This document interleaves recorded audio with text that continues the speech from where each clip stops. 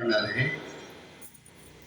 अहम आत्मा गुणादेश सर्वभूतासु स्थितः अहम आदिश्च मध्यम च भूतानां अन्ते एव च।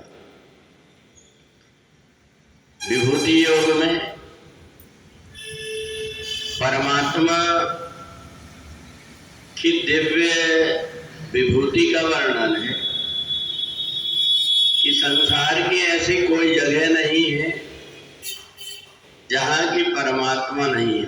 अहम आत्मा गुणाकेश सर्वभूतासु स्थितः। भगवान ने अर्जुन को गुणाकेश कहकर के जिसने की निद्रा को जीत लिया है, भगवान संबोधन करके कहते हैं कि जितनी भी आत्माएं हैं उन सब के प्रारंभ में भी मैं ही हूं, मध्य में भी हूं और अंत में भी हूं।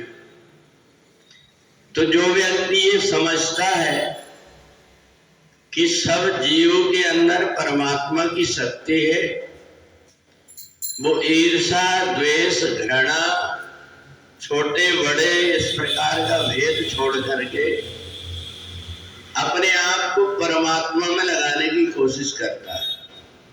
वो सब प्राणियों के बीच में रह करके देखता है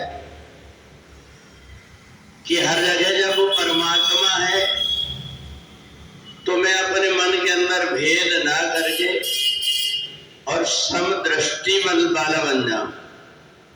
और यो माम पश्यति सर्वत्र, फिर वो क्या करता है कि हर जगह जहां कहीं भी आंख बंद है, जहां तक के भी वस्तुएं नजर आती है, उस सब में परमात्मा का स्वरूप देखते रहता है। और जब परमात्मा का स्वरूप देखता है तो उसकी दृष्टि में परमात्मा के अतिरिक्त और कुछ जब दिखाई नहीं देता तो वो समदृष्टि वाला हो जाता है।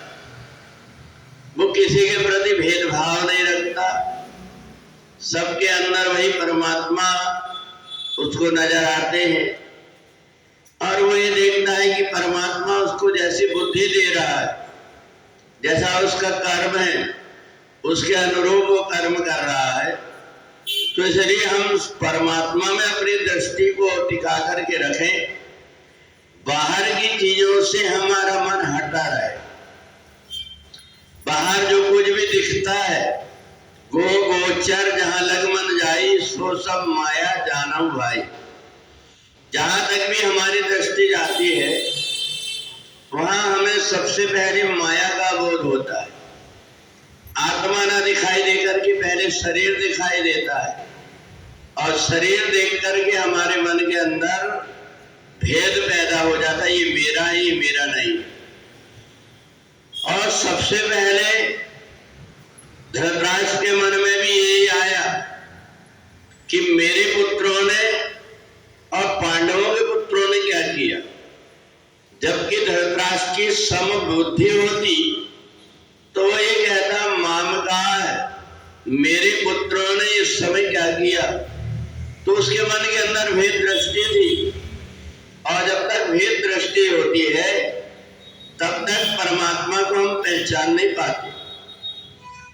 अर्जुन ने परमात्मा को पहचान करके समर्पण का भाव कर दिया, पर वही दुर्योधन, धृतराष्ट्र, इनकी बुद्धि में माया प्रबल थी, इसने परमात्मा को नहीं पहचान पाया।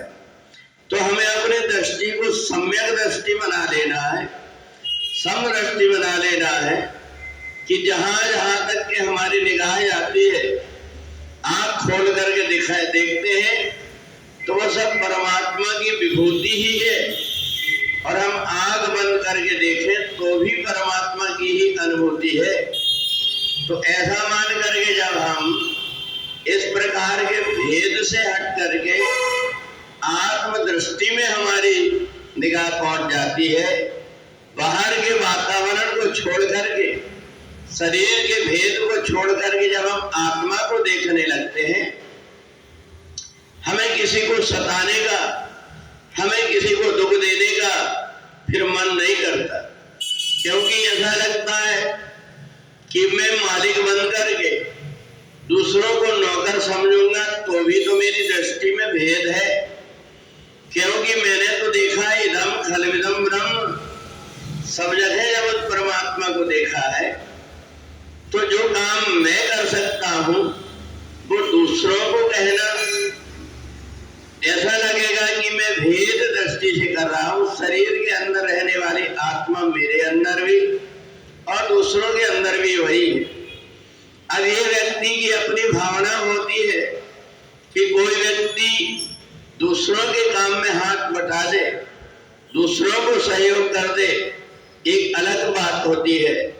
परंतु जब हमारी सम्यक दृष्टि हो जाती है तो हम सब तरफ का भेद मिटा करके परमात्मा में स्थिर हो जाते हैं। और 10वें अध्याय में इसलिए भगवान ने कहा कि जहां कहीं भी नदी में, पर्वत में, पहाड़ में, राक्षसों में, देवताओं में, गंधर्वों में, जहां कहीं भी जो कुछ देखोगे वहां मैं तुम्हें दिखाई दूंगा। तो इसलिए तुम भेद दृष्टि को छोड़ करके सम्यक दृष्टि अगर तुमने बना लिया तो परमात्मा की भक्ति सहज में ही अपने आप तुमसे हो जाएगी। फिर तुम्हें अलग से किसी प्रकार से भी परमात्मा की भक्ति की आवश्यकता नहीं होगी। इसलिए हमारी दृष्टि में जब तक कि परमात्मा दिखाई ना दे, बाहर का दृश्य दिखाई देता है, तब तक कि माया बीच में, और जब परमात्मा दिखाई देने लगे तो माया हट करके हमें परमात्मा दिखाई देने लगता है। फिर व्यक्ति को कुछ नहीं, अपने आत्मा में रमण करता हुआ आत्मन्येवात्मना तुष्टा स्थित प्रज्ञस्तरोचते, फिर अपनी आत्मा में रमण करता हुआ एकांत में और सबके बीच में रहता हुआ भी हर समय परमात्मा से उसकी आत्मा जुड़ी होती। बोले वृंदावन बिहारी लाल की जय।